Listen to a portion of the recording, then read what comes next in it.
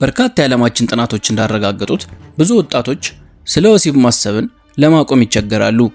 ይባስ ብሎም የሚያመጣውን ከፍተኛ መዘዝ እያወቁ የዝሙት ቪዲዮዎችን የማየት ዝሙትን ደጋግሞ የመፈጸም ከፍተኛ ዝንባሌ አላቸው። ይሄ ምልክት እነዚህ ወጣቶች በወሲብ ሱስ ውስጥ እንደገቡ አመላካች ከመሆኑም በላይ ይሄ ዝንባሌ በየጊዜው የሚተገብረውን ግለሰብ ራሱን መግዛት እንዳይችል፣ ከሰው የተነጠለ ብቸኛ እንዲሆን እናም በራሱ እንዲያፍር፣ ህይወቱን ሙሉ የማይረባ ሰው እንደሆነ እንዲሰማው ያደርገዋል። ለመሆኑ ይሄ የወሲብ ሱሰኝነት ምንድነው? እንዴትስ ነው የሚመጣው? መፍትሄውስ ምንድነው? የሚለውን አጠር ባለ መልኩ ለማየት ይህንን ቪዲዮ እስከ መጨረሻው እንዲመለከቱ ተጋብዛለሁ። መልካም ቆይታ።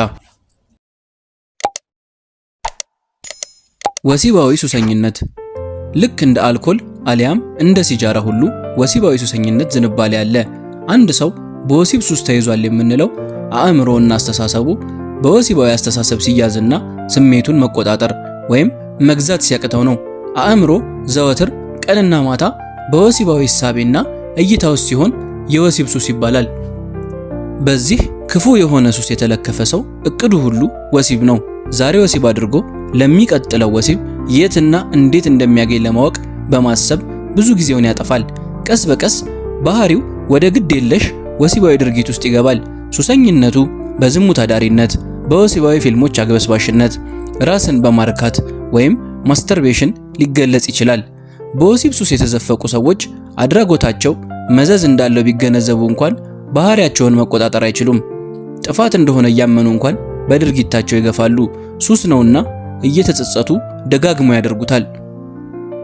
የወሲብ ሱሰኛ የሆኑ ሰዎችን ለመለየት የሚረዱ ምልክቶች አሉ። ምልክቶቹን በወፍ በረር እንመልከታቸው።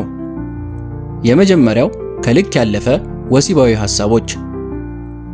ወሲብ ነክ ሐሳቦችን ሙሉ ለሙሉ ከሰው አእምሮ ማስወገድ የማይቻል መሆኑ እንደተጠበቀ ሆኖ ወሲባዊ ሱሰኛ የሆኑ ሰዎች ወሲብ ነክ ሐሳባቸው ልክ ያልፋል፣ ድንበርን ይጥሳል። ስለ ወሲብ ማሰብ ከጀመሩ ማቋረጥ እጅግ ይቸግራቸዋል። የወሲብ ቅዠታቸው ስር የሰደደ ከመሆኑ የተነሳ የወሲብ ሐሳቦቻቸው በሌሎች ኃላፊነቶቻቸው መካከል ጣልቃ እየገባ ሰላም ይነሳቸዋል። በስራ ላይ ሳሉ ድንገት በወሲብ ሐሳብ ይወሰዳሉ።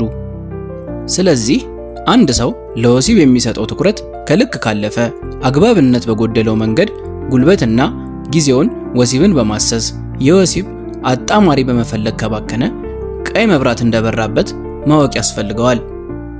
የወሲብ ፍላጎት ወደ ሱስ ከተሸጋገረ በኋላ ጭንቀት፣ ሀፍረት፣ ድብርትና ጸጸትን የመሳሰሉ አሉታዊ ስሜቶች እየተጠላለፉ ችግሩን ያወሳስቡታል። ወሲባዊ ፍላጎትን መቆጣጠር አለመቻልን ተከትሎ ሀፍረት ይወለዳል። በራስ መተማመን ይሸረሸራል። ባስ ሲል የመንፈስ ጭንቀቱ ስር ከመስደዱ ባለፈ በድብርት የተነሳ ራስን የማጥፋት ዝንባሌ ይከተላል። በወሲብ አሳዳጅነት የተነሳ ሌሎች ተግባራትን መከወን መቸገር የወሲብ ሱሰኝነት ማሳያ እንደሆነ ይቆጠራል።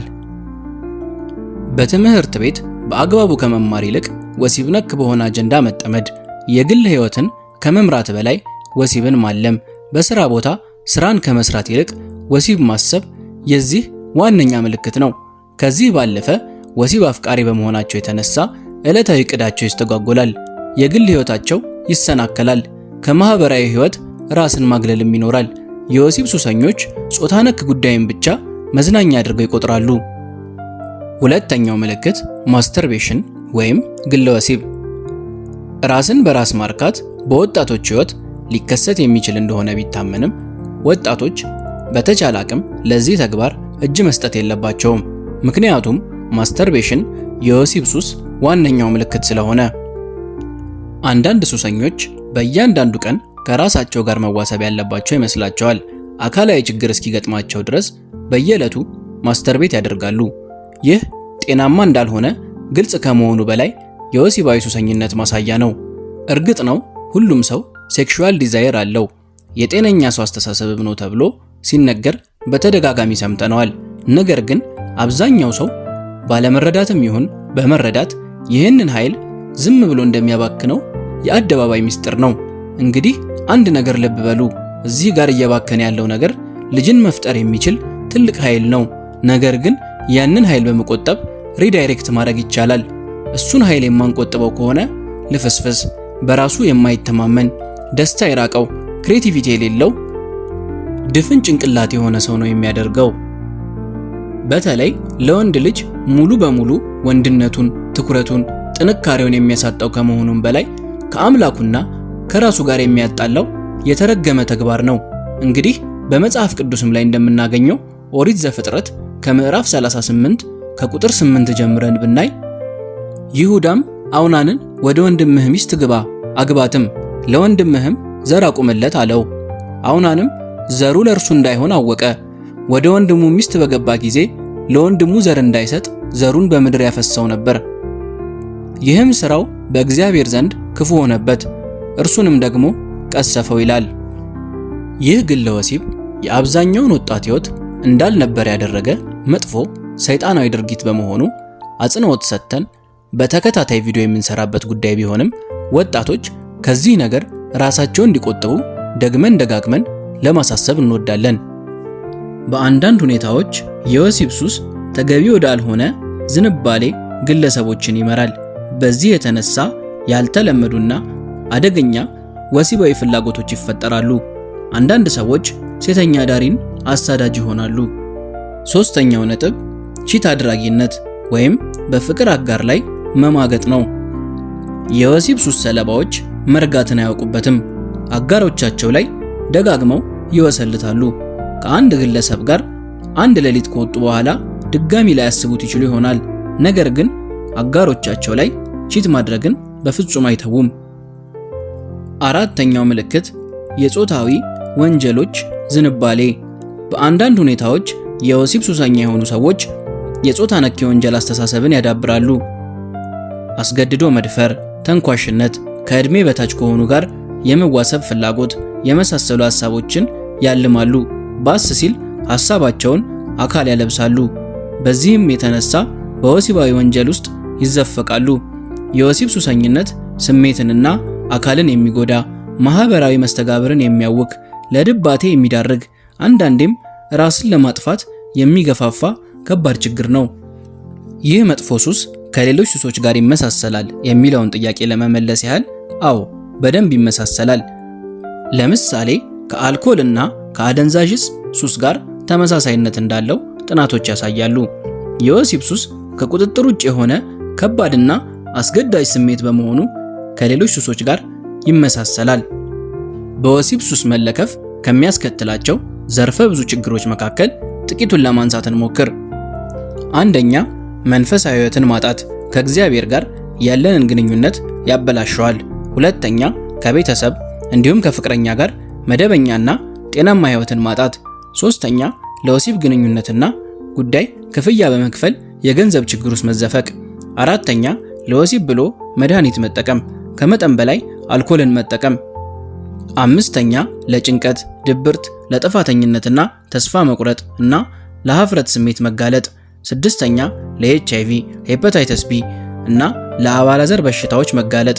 በሴቶች ላይ ለድንገተኛ እርግዝና መጋለጥ፣ በጽንስ ማስወረድ ወቅት የማህፀን ጉዳት፣ ልጅን ያለ አባት ማሳደግ፣ ከዓላማ መቅረት፣ የጓደኞች መጠቋቆሚያ መሆን። ሰባተኛ፣ በወሲብ ወንጀል ምክንያት እስር ቤት መግባት፣ በአስገድዶ መድፈር፣ ጾታዊ ትንኮሳን የመሳሰሉት። ስምንተኛ፣ ግብረ ሰዶማዊ መሆንን ያመጣል። ግብረ ሰዶማውያን የወሲብ ሱስ ተጠቂዎች ናቸውና። ዘጠነኛ፣ ትኩረታቸው ወሲባዊ ከመሆኑ የተነሳ የሥራ አፈጻጸማቸው ደካማ ይሆናል። በሥራ ቦታ ጊዜውን ፖርኖግራፊ በማየት ስለሚያሳልፍ። አስረኛ፣ ባል ወይም ሚስት ማግባት ይሳናቸዋል። 11ኛ፣ አእምሮ በወሲብ ሐሳብ ስለተሞላ ስኬት ይርቃቸዋል። 12ኛ፣ ዓላማ ወይም ራዕይ የሌለው ሕይወትን መኖር፣ ባለ ራዕይ መሆንን ይሳናቸዋል። በመጨረሻም ከዚህ አስከፊ ሕይወትን የሚያበላሽ ሱስ መውጫ መፍትሄውን እንመልከት። በዚህ ሱስ ውስጥ ያላችሁ ወጣቶች አይዟችሁ፣ ይህ ችግር የእናንተ ብቻ አይደለም። ነገር ግን ቆራጥ ከሆናችሁና እነዚህን መፍትሄዎች ከተገበራችሁ በእርግጠኛነት ከዚህ ሱስ ትወጣላችሁ። አንደኛ፣ ይህንን ተግባር ለማቆም መወሰን፣ በአእምሮ መዘጋጀትና ንስሐ መግባት። ሁለተኛ፣ ከፈጣሪ ጋር የጠበቀ ኅብረትን መፍጠር፣ ጾም፣ ጸሎትና ስግደትን አዘውትሮ መፈጸም። ሶስተኛ፣ አእምሮን ለወሲብ ከሚገፋፉ ነገሮች መጠበቅ፣ ራስን ለወሲብ ተጋላጭ ከሚያደርጉ ቦታዎችና ጓደኞች መራቅ። አራተኛ ከስልክ ውስጥ ፖርኖግራፊ ቪዲዮን ማጥፋት፣ ብሎክ ማድረግ፣ ስልክ ላይ ረጅም ጊዜን አለማጥፋት። አምስተኛ ከወሲባዊ ወይም እኩይ ጓደኞች መራቅ። ወጣቶች ለነገ ህይወታችሁ የምትጨነቁ ከሆነ ዛሬ ነገ ሳትሉ ከዚህ ሱስ ራሳችሁን አውጡ። ይህ የመጨረሻ መልእክታችን ነው። ይህንን ቪዲዮ አስተማሪ ሆኖ ካገኙት ቻናሉን ላይክ፣ ሼር እና ሰብስክራይብ በማድረግ ቤተሰብ ይሁኑ። ለዛሬ እዚህ ላይ ያበቃን። ቸር ይቆዩልን።